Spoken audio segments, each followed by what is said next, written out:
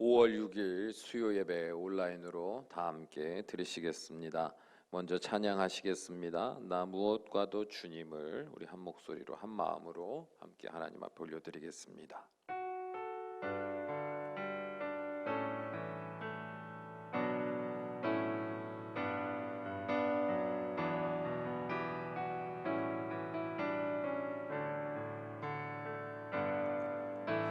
나 무엇과도 주님을 바꾸지 않으리. 다른 어떤 은혜 구하지 않으리. 오직 주님만이 내 삶의 도움이시니 주의 얼굴 보기 원합니다. 다시 한번 나 무엇과도 주님을 바꾸지 않으리. 다른 어떤 은혜 구하지 않으리. 오직 주님만이 내 삶의 도움이시니 주의 얼굴 보기 원합니다. 주님 사랑해요.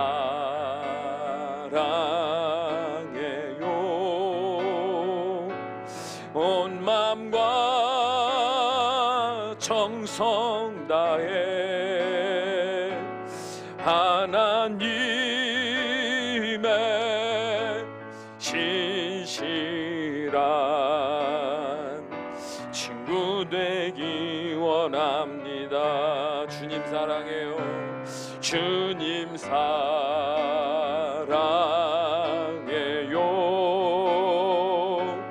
온 마음과 정성 다해 하나님의 신실한 친구 되기 원합니다. 아멘. 기도하시겠습니다. 사랑이 많으신 우리 아버지 하나님, 우리가 하나님의 사랑에 대해서 늘 배우고 아는 것으로만 살아갈 때가 참 많습니다. 만일 우리가 하나님의 사랑을 진심으로 우리의 마음으로 믿어 깨닫고 우리 또한 그 하나님을 사랑하는 자로 이 땅을 살게 된다면 우리의 삶은 분명히 달라질 수밖에 없으며 삶의 여러 형편 속에서도 이전과는 다른 분명한 신앙의 모습으로 주님 앞에 더 간절히 나아갈 수밖에 없다는 사실을 말씀을 통하여 우리가 깨닫게 하여 주셔서 이제는 하나님 앞에서 진실된 믿음, 진실된 소망, 그리고 진실된 사랑으로 살아가는 것이 무엇인지를 깨달아 자신을 잘 점검하고 바른 믿음의 삶의 방향성을 잘 설정하고 말씀을 따라 순종하며 점점 성장해가고 열매 맺어가는 우리가 될 수 있도록 축복하여 주시옵소서. 우리 주 예수님의 이름으로 간절히 기도하옵나이다. 아멘. 말씀 보시겠습니다. 오늘 함께 보실 말씀은 고린도전서 13장 13절 말씀입니다. 고린도전서 13장 13절 말씀 우리 한 목소리로 읽습니다. 그런즉 믿음, 소망, 사랑 이 세 가지는 항상 있을 것인데 그 중에 제일은 사랑이라. 아멘. 오늘 말씀은 왜 사랑이 제일인가 라는 제목으로 함께 말씀을 나누려고 합니다. 우리는 신앙생활을 하면서 믿음, 소망, 사랑이라는 단어를 가장 많이 들어봤을 겁니다. 또 가장 많이 이야기했던 단어 중에 하나일 겁니다. 그런데 아이러니하게도 누군가 우리에게 믿음이 뭐냐, 소망이 뭐냐, 사랑이 뭐냐, 그리고 그것이 우리의 삶과 무슨 연관이 있느냐, 이것은 하나하나 개별적인가 아니면 동시적인가 순차적인가, 우리가 실제로 신앙생활할 때 이 세 가지의 단어는 어떤 식으로 경험이 되고 어떤 식으로 연결되어 있는가 누군가 물어본다면 쉽게 말하기 어려울 겁니다. 왜 사랑이 제일인가? 막연하게는 설명할 수 있겠지만 삶에 분명히 경험된 이해를 가지고 고백하듯 증거하듯 말하는 사람은 흔치 않을 겁니다. 우리는 신앙생활을 할 때 보통 자신을 돌아본다라는 그 정도를 어떤 식으로 이제 정의하고 어떤 식으로 기준을 내려 자신을 돌아보냐면 나는 혹은 우리는 하나님을 믿습니다. 이게 바로 믿음이라고 생각하죠. 그리고 그 하나님이 우리의 영과 육의 삶의 주인이 되셔서 다스리시고 통치하심으로 우리를 이 땅에서나 또한 영원한 주의 나라로 인도하시는 그 놀라운 은혜, 그 소망이 우리 하나님께 있음을 믿습니다. 이것을 이제 소망이라고 말하는 사람도 있고요. 그러므로 우리는 하나님을 더욱 사랑하며 하나님을 사랑할 수밖에 없는, 그리고 하나님이 사랑하시는 이 세상 사람들 또한 사랑하는 사람으로 살아가야 합니다를 고백하며 설명하며 이것이 바로 사랑입니다 라고 말할지도 모르겠습니다. 그런데 문제는요, 우리가 믿음, 소망, 사랑에 대해서 구구절절 설명할 수 있다고는 할 수 있을지 모르겠지만 솔직히 우리 스스로는요 마음에 확신이 없어요. 무슨 말이냐면 여전히 하나님을 온전히 못 믿는 사람인 것 같은 마음의 찝찝함을 스스로 벗어날 수가 없다는 얘기예요. 하나님을 믿는 것 같기는 한데 누가 진짜 당신 하나님 믿습니까? 그러면 자신 있게 말을 잘 못할 때도 있어요. 또한 하나님이 우리를 인도하십니다. 그래서 우리의 삶은 놀라운 소망이 있는 삶입니다라고 말하지만 여전히 하나님이 내 인생의 미래를, 내 영혼의 모든 영혼까지도 책임져 주실 거라는 그 믿음의 소망이 온전치 못한 것 같은 두려움도 경험합니다. 삶의 문제가 오면, 고난이 오면, 해결되지 않는 상황이 반복되면 내일이 기대가 되거나 어떤 그런 소망을 갖는 태도를 갖는 것이 아니라 내일이 오는 것이 두렵고 지나간 날이 후회되고 그래서 혼란을 경험하게 되잖아요. 그러면 그런 혼란을 경험하고 살면서 하나님이 우리에게 주실 소망에 대해서 말할 수 있다? 말할 수 없게 됩니다. 여기서 가장 결정적으로 우리 마음을 더 힘들게 하는 건 뭡니까? 하나님을 사랑한다라는 개념이에요. 여러분, 누군가를 사랑한다라는 거는요 우러나는 거예요. 우러나는 거. 근데 우리는 늘 하나님을 사랑하십니까? 라고 누군가 물어본다면 문득 마음이 덜컥 내려앉거나 뭔가 답답함을 느낄 때가 있지 않습니까? 왜냐하면 사랑은 우러나는 건데 우러나고 있지가 않거든요.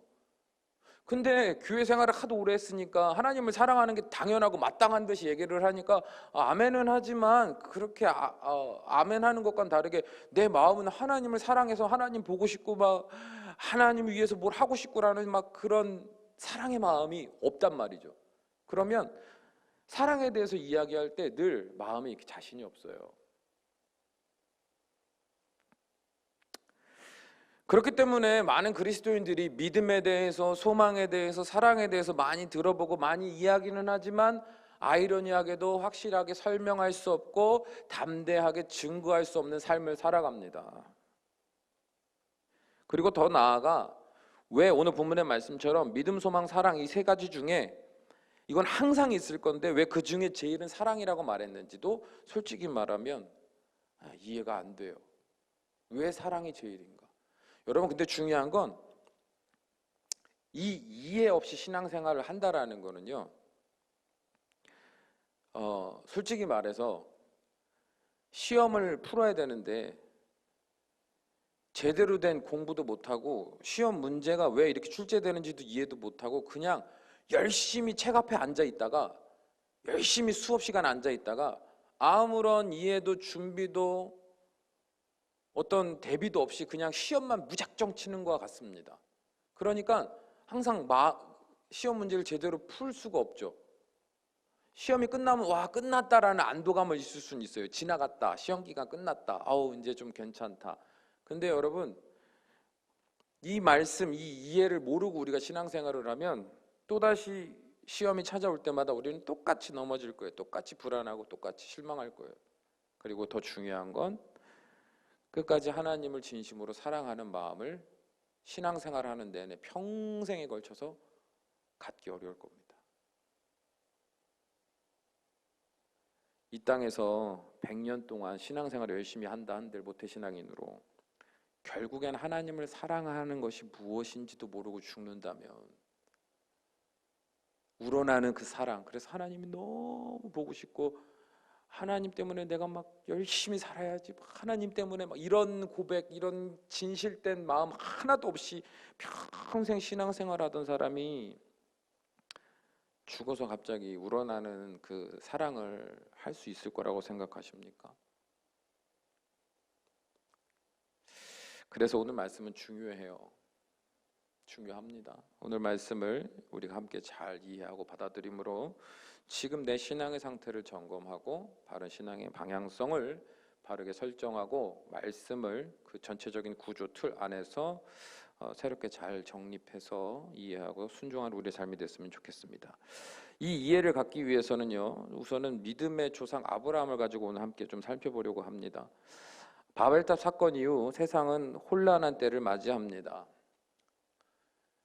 하나님이 그들의 언어를 다 다르게 하고 흩으셨고, 또 그들은 근본적으로 하나님에 대한 온전한 믿음이나 하나님을 경외함으로 두렵고 떨림으로 살아가는 태도를 가진 것이 아니라 바벨탑을 쌓아서 내가 그곳에 모여, 우리들이 모여 힘을 모아 세상의 주인 되려고 했던 사람들이었기 때문에 세상은요 다시 악으로 죄로 가득 찬 세상이 되어버렸습니다. 그 혼돈의 때에, 혼란의 때에 하나님은 한 사람을 택하신 거예요. 여러분, 이거는요 상황적으로 보면 거대한 그 바다 위에서 뭔가 한 사람을 건져내신 것과 같아요. 그러니까 아브라함의 인생은요 어떻게 보면 모든 믿음을 가진 사람들의 시작이라고도 볼 수 있고, 또 우리의 삶의 좋은 모델이 될 수 있어요. 왜냐하면 아무것도 없는 최악의 상황에서 하나님 어떻게 그와 함께 하셨는가, 그는 어떤 삶을 살았고 하나님 그에 어떻게 반응하셨는가를 살펴보면서 우리는 가장 기본적인 어떤 신앙의 모습의 근본을 발견할 수 있기 때문에 아브라함의 삶을 돌아보는 것은요 언제나 유익합니다. 어찌됐건 바벨탑 사건 이후 혼란한 때에 하나님은요 아브라함을 택하십니다. 그리고 창세기 12장에 보면 그를 부르시고 소명을 주십니다. 창세기 12장 1절에서 3절을 보면 내가 너로 큰 민족을 이루고 내게 복을 주어 내 이름을 창대하게 할 것이니 너는 고향과 친척과 아버지의 집을 떠나 내가 내게 보여줄 땅으로 가라, 이렇게 말씀하셨어요, 아브라함에게. 자, 여기서 우리가 아브라함의 입장에 대해서 생각해 봅시다.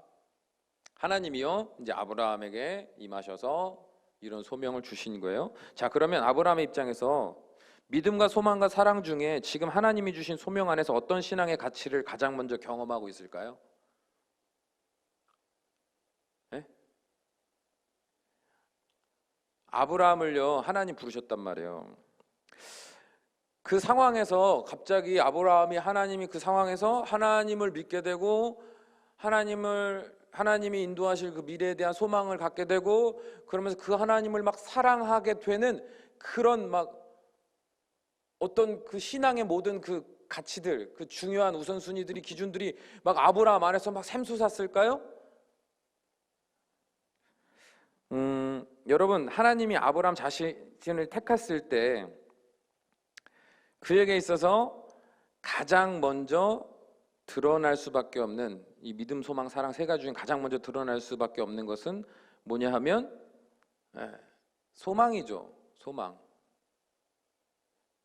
여러분, 상황적으로 잘 생각해 보세요. 지금 아브라함은요 이 하나님을 처음 만나 소명을 받았을 때가 75세였잖아요 75세 75세가 되는데요, 중요한 건 아브라함은요 그 75세가 되는 날 동안에 자녀가 하나도 없었거든요. 자손이 없었어요. 근데 하나님이 그 75세가 된 아브라함에게 나타나셔서 내가 너에게 지금 자손을 주겠다는 거예요. 어마어마한 자손을 주겠다는 겁니다. 아브라함의 과거의 삶에 대해서 우리가 정확하게 알 수는 없지만 75세가 되는 때 하나님을 만났고 하나님의 소명을 받았다는 그 부분에 있어서요, 솔직히 말하면 하나님과 구체적인 대화나 소통에 있어서도 익숙하지 않은 사람이었을 수도 있어요. 뭐 예를 들어 하나님이 야, 내가 예전에 너 20살 때도 말했지만 30살 때도 말했지만 내가 60살 때도 얘기했지만 이게 아니잖아요. 75세에 하나님이 임하신 거예요. 그러니까 우리가 아브라함의 입장에서는 그동안 하나님과 막 뚜렷하고 분명한 교제가 없던 상태였을 수도 있거든요. 그러니까 어떻게 보면 하나님 자신에게 소명을 주셨다라는 것, 그런 약속을 주셨다라는 것을 솔직히 아브라함 입장에서는 익숙하지 않은 사람이었을 수 있어요. 그런데 그럼에도 불구하고 아브라함은 하나님이 주신 소명을 붙들고 고향을 떠나게 됩니다. 여러분, 이런 소명을 주셨다고 해서 아브라함이 하나님을 온전히 믿는 사람으로 확신하고 막 하나님을 사랑함으로 내가 이제는 그 길을 순종하겠습니다 하고 나아갔다라고 생각하고 싶겠지만 솔직히 냉정하게 객관적인 사실만 그렇게 쭉 펼쳐놓고 보면 아브라함은 절대 그런 온전한 믿음도 없었고 하나님을 그러므로 너무 사랑하게 되는 그런 열정적인 사랑도 없던 상태였어요. 그냥 그는 하나님이 자손 주겠다고 하니까 75세가 돼서 그 하나님을 향한 믿음이 아예 없었다는 건 아니에요.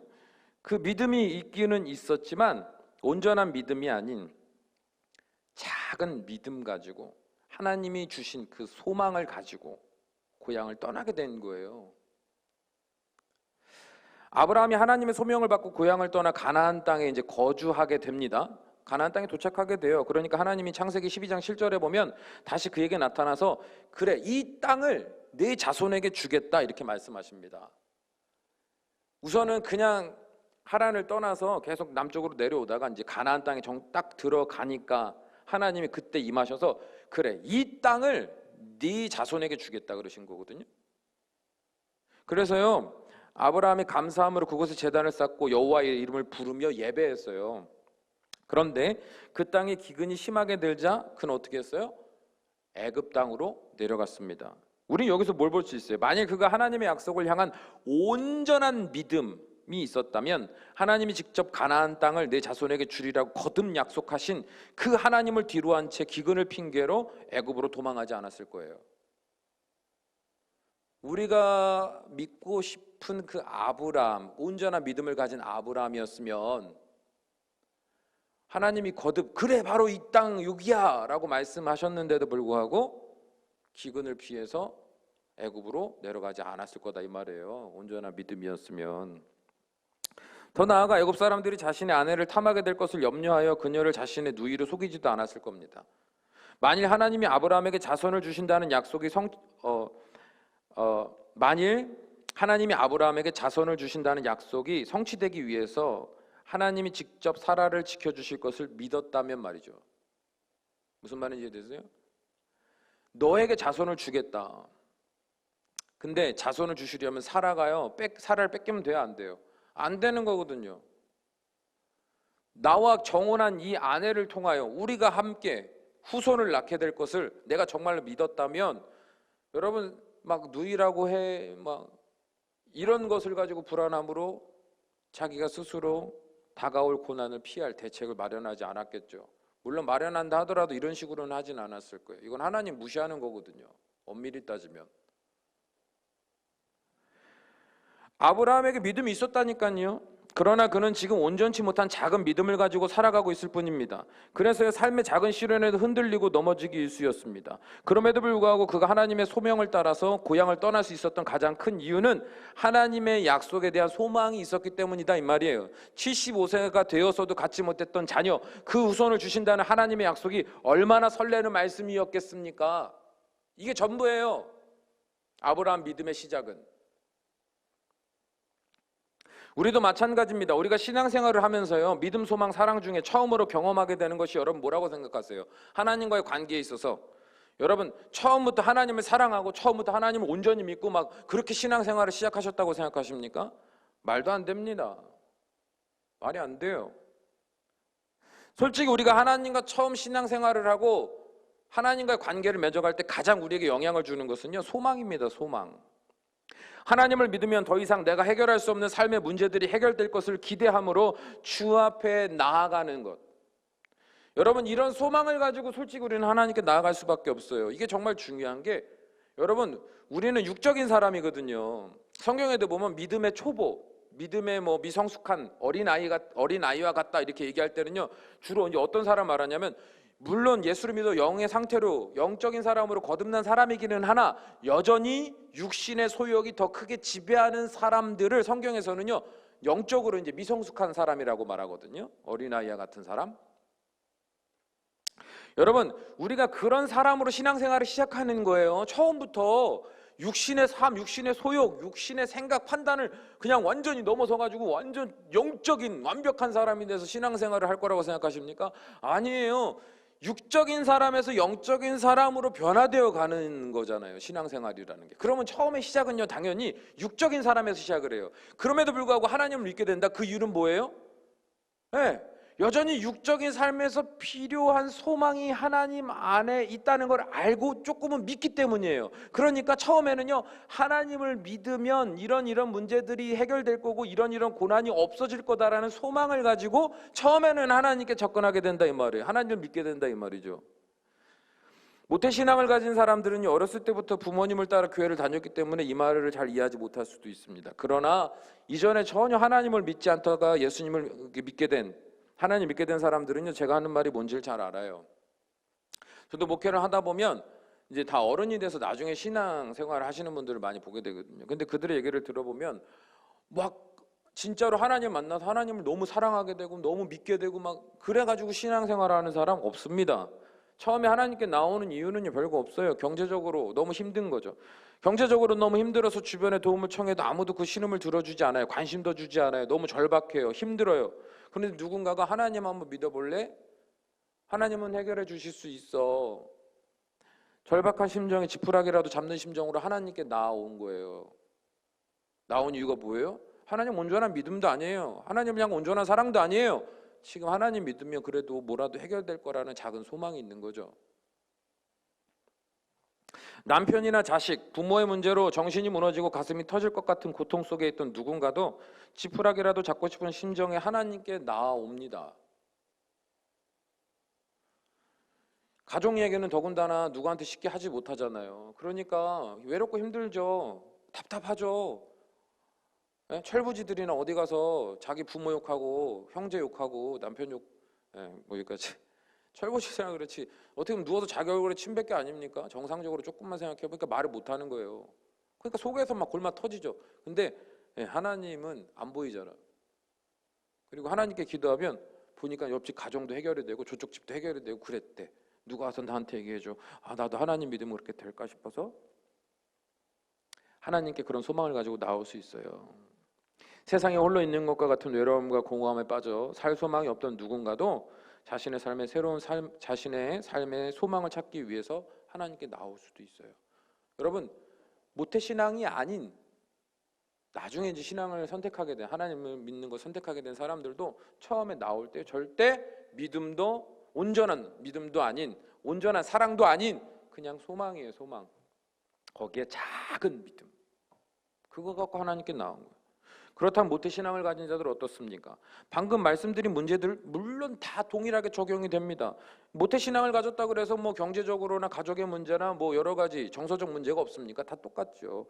그것 때문에 하나님 앞에 더 열심히 나아갈 수 있어요. 그런데 이제 모태신앙을 가진 사람들은 조금 더 성숙한 신앙을 가질 수 있기 때문에 그들을 또한 하나님 앞에 나아갑니다. 그런데요, 하나님 앞에 나아갈 때요, 하나님을 사랑해서 계속 나오는 걸까요? 하나님을 온전히 믿기 때문에, 하나님 없으면 안 되기 때문에 하나님 앞에 온전히 나오는 그리스도인들이 몇 명이나 될 것 같아서 100명 중에 예를 들어 100명이 있다. 그러면 하나님 없으면 안 돼요 그래갖고 막 온전한 믿음을 가지고 하나님 앞에 열심히 나오는 사람, 아니면 하나님을 내가 너무 사랑해가지고 하나님 보고 싶고 막 하나님 말씀 듣고 싶고 막 기도하며 하나님과 깊은 찐한 교제 나누고 싶고 막 그래가지고 막 설레는 마음으로 예배하고 오는 사람이 교인 100명이라 그러면 몇 명이나 되겠냐고요. 모태신앙인들 중에 대부분은요, 여러분 왜 나오는 것 같으세요? 믿음, 소망, 사랑 중에 소망이에요. 아까도 말씀드렸죠. 육신의 관점에서 여전히 많이 매여있는 사람, 영적 미성숙한 사람, 하나님 앞에요, 육신의 관점이 큰 사람은요, 소망을 근거로 나온다니까요. 나에게 유익이 되느냐 안 되느냐, 지금 플러스가 되느냐 마이너스가 되느냐. 여러분, 더군다나 모태신앙을 가진 사람들은요, 이제 천국에 대한 것도요, 이제 나중에 믿은 사람들보다 훨씬 더 그 분명한 믿음을 가지고 있습니다. 어렸을 때부터, 초등학교 때부터, 영유치부 때부터 뭐 천국 얘기 듣고 지옥 얘기 듣고 하니까 의심할 여지 없이 천국, 지옥은 분명히 믿고 있다라고 본인들은 생각하죠. 근데 하나님께 나올 때요, 천국에 가려고 신앙생활하는 사람들이 그래서 많아요. 하나님을 믿음으로, 하나님을 사랑함으로 신앙생활하는 게 아니라요, 신앙생활 오래 한 사람들의 특징, 모태신앙을 가진 사람들의 특징 중에 하나는, 물론 의식화되진 않아요. 누가 교회 다녀요? 천국 가려고요. 물론 이렇게 말하는 사람들이 좀 대부분 그렇게 말하지 않을 거예요. 근데 마음으로는 뭐예요? 천국 못 가면 어떡해? 여러분, 천국 가는 거 되게 좋은 믿음 같죠? 근데 잘 생각해 보세요. 지옥 가기 싫어서 지옥 갈까 봐 천국 가야 된다는 소망을 가졌다는 건요, 솔직히 말하면 하나님을 사랑해서도 믿어서도 아니에요. 죽어서 고통받기 싫으니까 천국 가려고 하는 거지. 천국을 가야 된다라는 소망을 가지고 작은 믿음 안에서 신앙생활을 유지해 가는 겁니다. 때때로 내가 예배를 빼먹으면 지옥 가면 어떡하지라는 불안함, 하나님 앞에 열심으로 순종하고 헌신하지 않으면 하나님이 내 삶에 채찍을 가하셔서 내 삶에 고난이 찾아오면 어떡하지라는 두려움. 여러분, 그런 두려움과 염려로 신앙생활하는 사람들 많죠. 예? 강박적으로. 하나님을 믿는 겁니까? 하나님을 사랑하는 겁니까? 아니죠. 작은 믿음, 그것도 자기가 가진 게 아니라 하나님이 열어주신 그 작은 믿음, 그거 하나. 그리고 대부분은 뭐예요? 내가 얻을 수 있는, 육적인 것이든 영적인 것이든 내가 좋은 것을 얻을 수 있다라는 기대, 그 소망을 가지고 하나님 믿는 거예요. 이렇듯 하나님을 처음 만나고 경험하는 그 시점에서는요, 진실된 사랑도 온전한 믿음도 아닌 하나님 말씀으로부터 받은 약속, 하나님에 대한 소망, 어떤 기대를 가지고 우리는 신앙생활을 하게 됩니다. 아브라함도 그랬고요. 근데 문제는 뭡니까? 아브라함과 같이 하나님께 받은 그 약속, 소망이 지금 내 삶에 당장 이루어지지 않는다는 것에 있습니다. 물론 하나님으로부터 스스로 부인할 수 없는 크고 작은 몇 번의 은혜들을 경험하며 살아왔을 수는 있어요, 과거에. 그러나 다시 그 삶의 문제가 나를 힘겹게 하고 때때로 이전보다 더 큰 시험과 환난으로 나를 좌절하게 만든다면 우리는요, 하나님께서 이루어 가실 그 소망을요, 의심하게 돼요. 그때의 대부분 신앙인들, 그리스도인들은 무너집니다. 아주 작은 최소한의 믿음으로 겨우겨우 구원이라는 은혜를 얻었으나 영적인 의식을 아주 조그맣게, 그러니까 어린애 깐난쟁이 같이 의식은 못하지만 그래도 조금 느낄 수 있는 영적인 사람으로 거듭은 났으나 여전히 육신의 관점이 커서 하나님 믿는 이유가 하나님 믿으면 육적으로 영적으로 이것저것 되고 해결되고 잘되고 문제 없어지고 안전하고 평안하고 이런 소망만 갖고 믿고 있다가, 근데 이 소망이 안 이루어지는 거예요. 삶에 계속 고난이 와요. 생각지도 않은 고난이 와요. 심지어 나보다도 신앙생활 못하는 사람들보다도 내가 더 심각한 고난을 만나요. 하나님을 만나고 믿고 하지 않는 불신자들보다 내가 더 힘든 삶을 살아요. 말도 안 되는 막 최악의 상황을 경험합니다. 그러면 내 소망은요, 하나님을 향한 내 소망, 하나님께 기대하던 그 기대가 와장창 깨지면서요, 하나님 살아계신 거 맞나? 하나님 믿어봤자 나한테 무슨 소망이 있지? 라는 자기 의심에 빠지게 돼요. 그래서요, 나름대로 하나님을 더 열심히 믿으면, 하나님께 더 열심히 예배하면 하나님 뭔가 적극적으로 내 소망을 이루어 주시겠지라는 기대를 가지고 열심히 하는 사람들도 있습니다. 그런데 문제는 뭐예요? 그래도 똑같다는 거죠. 그래서 이제는 마음이 어떻게 되냐면 크게 낙심합니다. 그동안에 신앙생활을 해왔던 것들이 다 무의미하게 느껴집니다. 하나님이 주셨던 은혜, 기억이 얼핏은 나지만 그게 우연은 아니었을까? 내 노력으로 인한 것들은 아니었을까? 왜냐하면 하나님 안 믿는 사람은 나보다 훨씬 잘 살거든, 나보다 못한 사람들이. 그러니까 모든 것이 이제 의심에 의심, 꼬리에 꼬리를 물어서 이제는 내 과거의 모든 삶이 점점 뿌리채 흔들리고 불신이 되는 거예요. 여러분, 75세에 고향을 떠나 온갖 산전수전을 겪던 아브라함이요, 이제 24년 그 시간이 흘러가지고 이제 99세, 그리고 25년이 흘러서 100세가 되는 거예요, 아브라함이. 아내는요, 1살 차이거든요. 아브라함이 100세가 되고 그의 아내 사라가 99세가 되는 거죠. 하나님 말씀만 믿고 고향을 떠나와서 온 지 20년이 넘었어요. 근데 여전히 자녀가 없죠. 내가 너로 큰 민족을 이루게 하고 이 가나안 땅 여기 다 너 후손에게 주겠고 막 하나님이 얼마나 소망을 줬어요. 그거 가지고 그거 믿고 20몇 년을 산 거예요. 근데 자식 한 명 못 낳죠. 자식은 하나 있긴 있었죠. 몸종 하가를 통해서 낳은 이스마엘. 근데 여전히 내 친자식이 아니잖아요. 본초에서 난 하나님이 주신 약속의 자녀는 아니었다 이 말이죠. 여러분, 그러한 상황을 경험하고 있을 아브라함은 어떤 상태였을 것 같으세요? 예? 믿음, 소망, 사랑 이렇게 우리가 아까 얘기했죠. 처음에 믿음, 소망, 사랑. 그러면 지금 아브라함이요 20여 년 넘게 100세가 돼서 이제는 자신이 자녀를 생산할 수 있는, 자신 아내 또한 자신을 생산할 수 있는 모든 능력이 완전히 소멸된, 말라버린 그 상태가 된 아브라함이 하나님을 향하여 믿음과 소망과 사랑 중에 어떤 마음을 가지고 살 수 있었을 것 같으세요?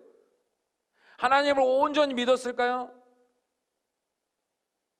그럼에도 불구하고 하나님께서 반드시 언젠간 나에게 놀라운 그 축복, 그 자녀를 후손을 주실 거라는 더 완전하고 확실한, 왜냐하면 시간이 그렇게 20몇 년 지났으면 여러분 뭘 하나 깎고 뭐 이런 기술을 배워도 20년 넘으면 숙련자가 되듯, 예? 책 한 권 20년 읽어도요 그냥 모든 걸 진리를 깨닫듯이 뭐 다 달달 외듯 20년 넘게 하나님만 믿고 약속 따라 살았던 인생이라면 여러분 그 소망이 온전해져야 되는 거 아닙니까?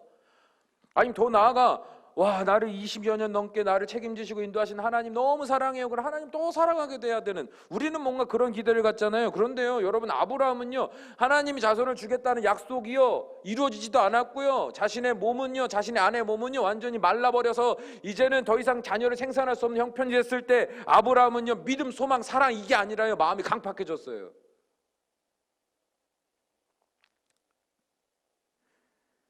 창세기 17장에 보면 하나님이 아브라함에게 아브라함이라는 이름과 사라에게 사레라는 이름을 주시면서요 그들이 장차 큰 민족의 부모가 될 것을 말씀하십니다. 하나님이 이제.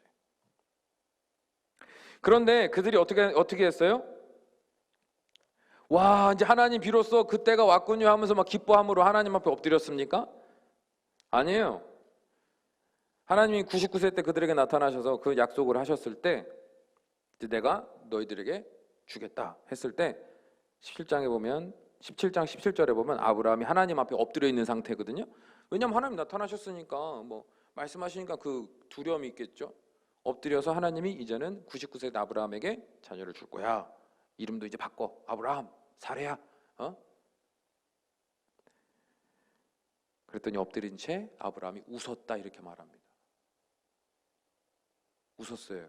그리고 성경에 뭐라고 말하냐면 웃으면서 마음속으로 내가 100세이고 아내가 99세인데 그게 말이나 됩니까? 하고 반문해요. 내가 이제 100세가 되고 아내가 99세가 되는데 이제 나에게 자녀가 생긴다뇨. 웃었다니까요. 자 여러분, 하나님의 약속을 믿고 고향을 떠나서 지금 24년이 지난 아브라함이 하나님이 다시 한번 이름까지 바꿔주시면서 약속을 줬을 때 웃었다고요. 자, 이 모습을 딱 띄어서 여러분 너무 과하게 해석하지 말고 그냥 객관적인 사실, 성경에 기록된 문자적인 내용 그대로 감정이입하지 말고 더하거나 덜하지도 말고 객관적으로 그 상황에 있는 아브라함의 모습 속에서 믿음, 소망, 사랑 중에 뭐가 보이세요?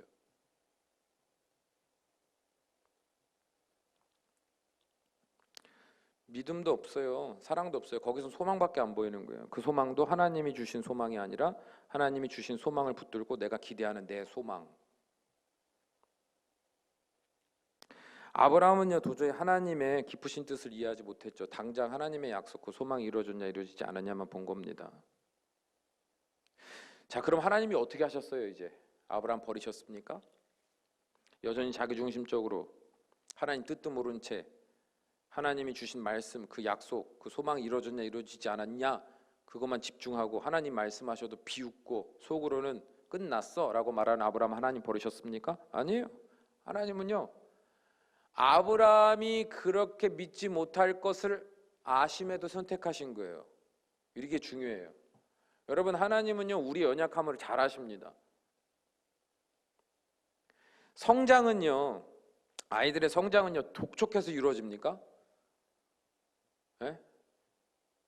저희 집 아이들이 막 장난을 치고 막 날마다 막 그냥 막 이뻐요. 이쁜데 새 아이가 날마다 난리를 쳐요. 그래서 아이들이 그럼 제가 그래요. 니네 고등학교만 졸업하면 얼른 시집 가. 잠깐 가. 그럼 애들이 막 아빠 왜 그러냐고 막 이래요. 예? 그리고 이제 엄마랑 좀 놀게 빨리 가. 그래서 제가 농담으로 그런 얘기를 하는데 그런 얘기를 한다 그래서 그러니까 빨리 자라라고 소리 지르고 빨리 자라라고 윽박 지르고 빨리 자라는 법을 알려주고 빨리 자라도록 이것저것 엄청 먹인다 그래서 애들이 내년쯤 되면 20살이 됩니까? 성장은 과정이 필요해요. 또 성장 속도도 다 다르죠. 여러분 하나님이 아브라함을 택할 때요.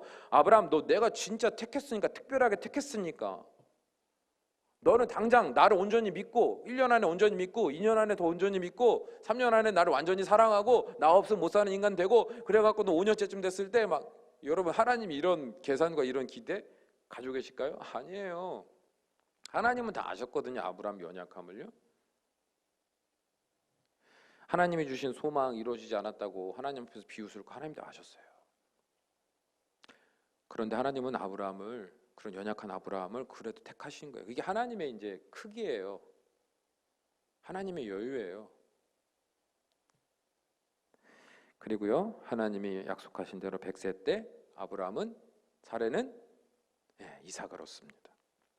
자 그러면 이제는 아브라함 100세 때 하나님의 주신 소망이 그 후손을 주시겠다는 약속이 이제 100세 때 25년 만에 이루어졌잖아요. 자 그러면 이제 아브라함이 어떤 심정이었을 것 같으세요? 하나님이 자신에게 약속하신 그 소망이 이루어졌으니까 정말 기뻤을 겁니다. 드디어 내가 100세의 아들을 보는구나. 그러나 동시에 하나님 앞에서 부끄러웠을 겁니다. 작년 이맘때쯤 하나님이 나에게 아브라함, 아내에게 사레라는 이름을 주셨을 때 자녀를 낳게 될 거라고 말씀하셨을 때 비웃었던 자신이 얼마나 무지하고 얼마나 형편없는 모습인지 기억나고 부끄러웠을 겁니다. 하나님이 끊임없이 하나님의 약속을 믿으라고 하셨을 때 믿지 않았던 자신의 모습이 정말 후회됐을 겁니다. 그럼에도 불구하고 결국 그는 신실하신 하나님의 약속의 성취를 보게 되었고 자신이 얼마나 믿음이 없었는지를 깨닫게 됐을 겁니다. 이 경험은 아브라함으로 하여금 자신을 위한 소망의 성취를 기대하는 신앙생활의 차원을 넘어서서 이제는 신실하심이 온전하신 하나님을 믿는 믿음의 성장을 이루어냈을 겁니다. 이제 알았죠. 25년 동안 하나님 의심하고 살던 아브라함이 25년이 지나고 나서야 하나님은 신실하신 나의 하나님이구나. 창세기 24장에 보면 아브라함은 장성한 아들 이삭의 아내를 맞이하기 위해서 그의 종 엘리에셀을 고향 땅 친척집으로 보내는 장면이 나옵니다. 그런데 그 종이 이제 물어봐요. 주인님 만일 그 땅의 여인들이여 자신의 고향을 떠나 아무런 연관도 없는 이곳 가나안 땅으로 오기 싫다 그러면 제가 어떻게 해야 됩니까? 라고 물어봐요. 그러자 아브라함이 창세기 24장 7절에서 이렇게 말해요. 하늘의 하나님 여호와께서 나를 내 아버지의 집과 내 고향의 땅에서 떠나게 하시고 내게 말씀하시며 내게 맹세하여 이르시기를 이 땅을 내 씨에게 주리라 하셨으니 그가 그 사자를 너보다 앞서 보내실지라 내가 거기서 내 아들을 위하여 아내를 택할지니라 이렇게 말합니다. 이삭을 낳고서 수십 년의 시간이 지난 후에 지금 아브라함의 믿음을 보여주고 있거든요. 아브라함의 신앙의 모습을 보여주는데 그 말을 보면요 여러분 여기서는요 하나님이 내 자손을 통해서 번성케 한다고 했거든. 그러니까 그 소망이 이루어질 거야 라는 고백이 아니에요. 이 소망도 담겨 있어요. 여전히 소망도 담겨 있어요. 근데 이제는 이 소망의 비중보다 더 큰 비중이 뭐예요? 믿음이에요. 믿음. 하나님이 그 사자를 너보다 앞서서 보내실지라 보내셨다. 뭐예요? 믿음이에요. 아브라함은요 이제는 자기중심적인 그 소망에 집착하며 그것이 이루어지느냐 이루어지지 않느냐 해결됐느냐 해결되지 않느냐에 관심을 갖는 게 아닙니다. 그는 하나님께서 이 모든 과정을 이루어 가실 것을 믿음으로 확신하고 있는 거예요. 아브라함에게는요, 이 문제에 대한 그 어떤 사전적 지식도 없고 그 어떤 가능성에 대한 자기주도적인 확신도 없었습니다. 자신의 아들에게 어떤 결혼을 이루어질지 아무것도 몰랐단 말이에요. 예상할 수가 없어요. 그러나 하나님이 이 모든 과정을 책임져 주실 것을 믿음으로 그의 종을 보내고 있는 겁니다. 이게 아브라함 변화된 모습이죠. 이 외에도요, 하나님이요, 그 이전에 하나님이 아브라함에게 이삭을 제단의 제물로 바치라고 하셨을 때도 그는 자신의 소망인 아들을 죽이는 일보다 그 아들을 죽이기도 살리기도 하시는 그 하나님을 믿는 믿음으로 그를 제물로 바칠 용기를 낼 수 있었던 것을 우리는 기억할 수 있습니다. 이삭이 나한테 어떤 아들인데, 막 이런 막 미련을 떨고, 그게 아니라 내 남은 소망이고 내 평생의 소망이고 이게 아니라 이제는 하나님 바치라면 바쳐요. 여러분, 후손에 집착하고 내 자녀에 집착하는 그 자기중심적인 소망, 기대에 사로잡혀 있는 아브라함이라면 미쳤다고 했겠습니까? 근데 드리려고 작정을 하고 칼을 막 내리 꽂으려고 했죠. 왜요? 잘한 거예요. 하나님이 100세 때 주셨거든요. 아, 내가 얼마나 하나님 못 믿고 살았구나. 그날이 오니까 이제는 내가 믿음 없는 걸 아는 거지. 그날이 오니까 하나님이 얼마나 신실하신 분인지, 그날이 오니까 하나님이 왜 그렇게 하셨는지가 이해가 되고 확신이 되니까 이제는 더 이상 의심하지 않고 온전한 믿음으로 살아가는 성숙의 사람이 된 겁니다.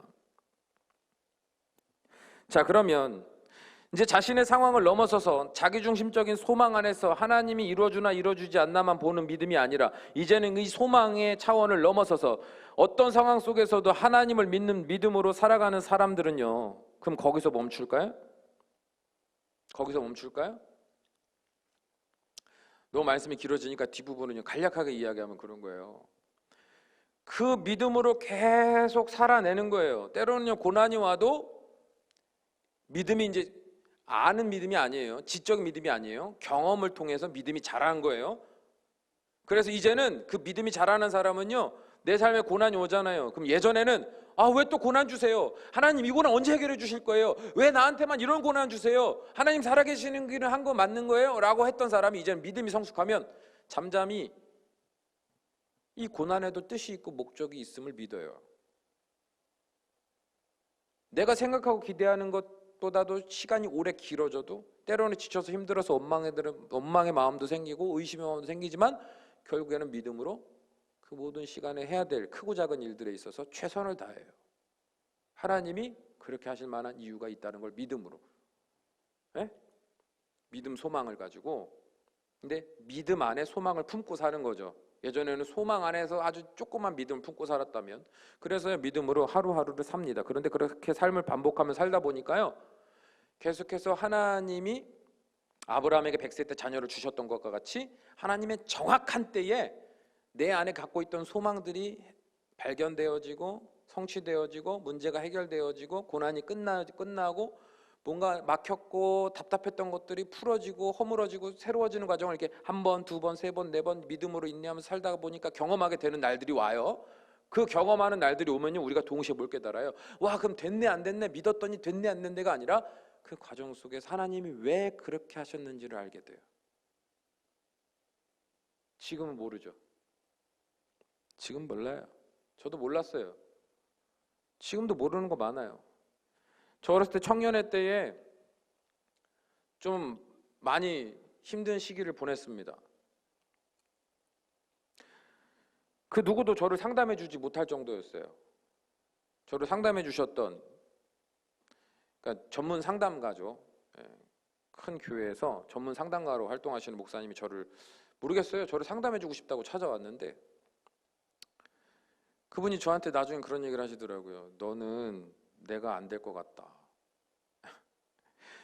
그 20년 넘게 상담 활동을 하시면서 베테랑으로 사역하셨던 분이 저한테 그런 얘기 할 정도면 저는요, 고집도 셌고요, 말도 많았고 의심도 많았고 막 성질도 급했고, 그러니까 일반적인 사람이 버티기 힘든 캐릭터였죠.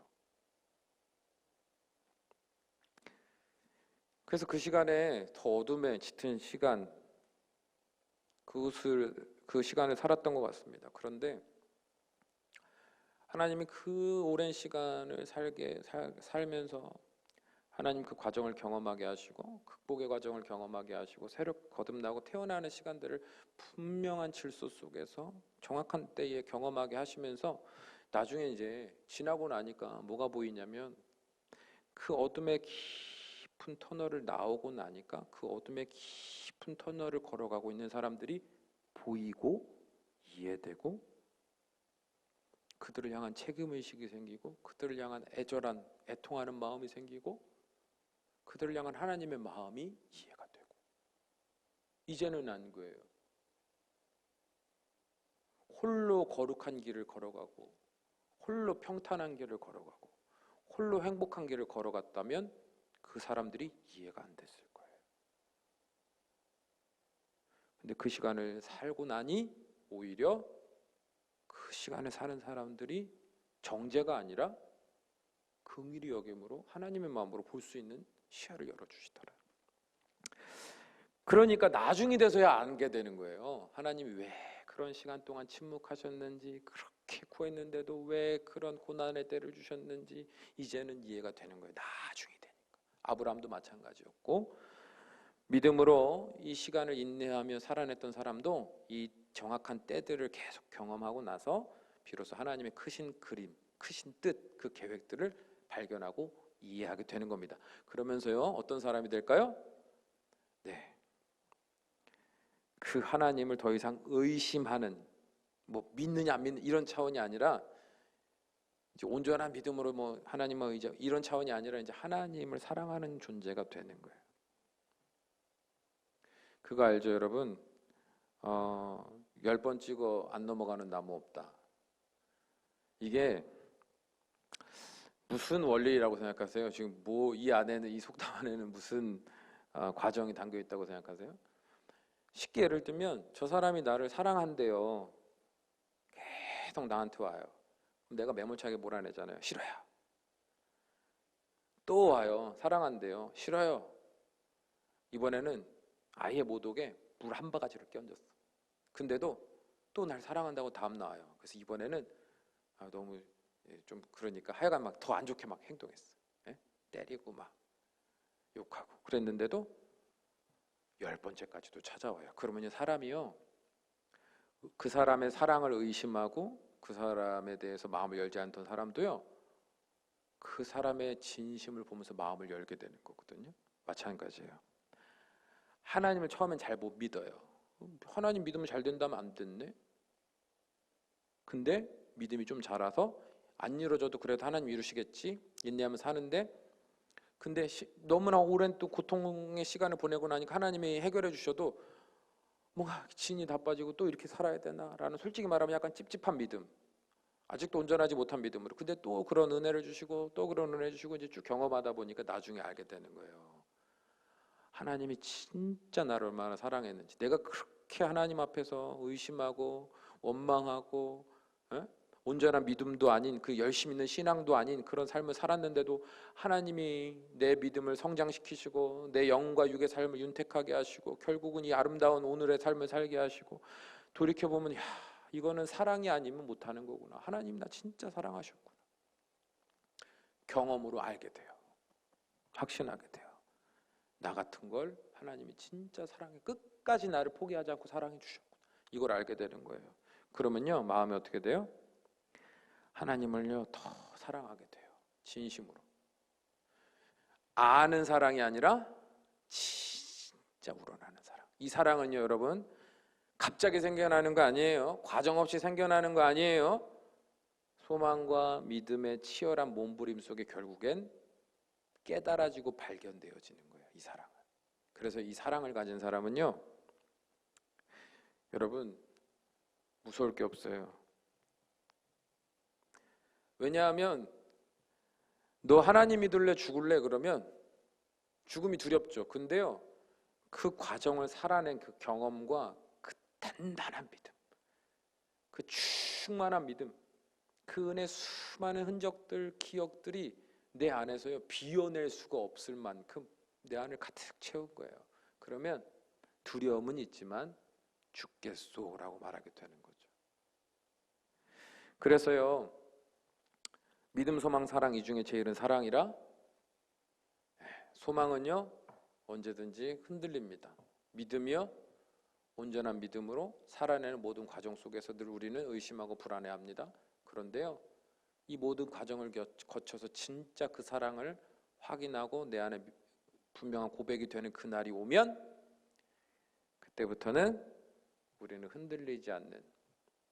흔들릴지언정 포기하거나 쓰러지지 않는, 피가 날지언정 그 걸음을 멈추지 않는, 진짜 하나님을 사랑하기 때문에 당장 내가 죽어도 하나님 부르셔도 너무나 기쁨으로 하나님 저 이제 가요 라고 눈물로 감격하여 말할 수 있는 진짜 하나님을 사랑하는 사람으로 이 땅을 살아가게 돼요. 사랑하는 성도 여러분, 믿음, 소망, 사랑 그 중에 제일은 사랑입니다. 하나님으로부터 받을 소망만을 기대하는 사람은 그게 성취되지 못할 때 흔들리고요, 믿음이라고 하지만 여전히 삶에 찾아오는 고난 앞에서 흔들리는 사람은 그 믿음을 지키기 어렵습니다. 그러나 이 모든 과정을 성령님의 인도하심과 말씀으로 훈련하심을 묵묵히 살아낸 사람은 비로소 우리를 향하신 하나님의 사랑을 만나게 되고, 마침내 하나님을 사랑하기 때문에 그 어떤 삶의 형편 속에서도 하나님을 위하여 목숨을 걸고 살아갈 소망을 찾게 됩니다. 바라기는 막연하게 하나님을 믿는 믿음 안에서 여전히 어린아이와 같이 육신에 속한 정욕에 매여 내 소망만을 생각하고 여전히 내 믿음을 온전한 믿음이라고 착각하며 쉴 새 없이 흔들리는 내 믿음을 바라보고 있음에도 불구하고, 이렇게 믿음을 갖고 있는데도 왜 나는 힘든지, 왜 힘들까라는 의심과 혼란함 속에만 빠져 사는 사람들 되지 마시고, 쉽게 적용하면 그거예요. 저나 여러분이나 우리 교회나 온 세계에 있는 모든 성도들의 삶을 통하여 하나님은 결국에 하나님의 나라를 완성하실 겁니다. 하나님 말씀하셨잖아요. 예수 그리스도가 그 증거고 다시 오실 예수님이 우리 약속의 소망 아니겠습니까? 우린 그걸 붙들고 오늘을 사는 거예요. 그리고 오늘을 살면서 경험하게 되는 삶의 모든 문제들, 최선을 다했음에도 그런 상황이, 내가 감당할 수 없는 상황이 나를 덮친다면, 그게 고난이 됐든 훈련이 됐든 뭐가 됐든 그 상황을 의심하거나 원망함으로 그 마음을 하나님으로부터 닫지 마십시오. 지혜롭게 사십시오. 순결하게 사십시오. 어디를 가든지 하나님을 의식하고 기도하십시오. 우리가 살아가는 오늘의 흔적은 절대 헛되지 않은 시간인 것을 믿으십시오.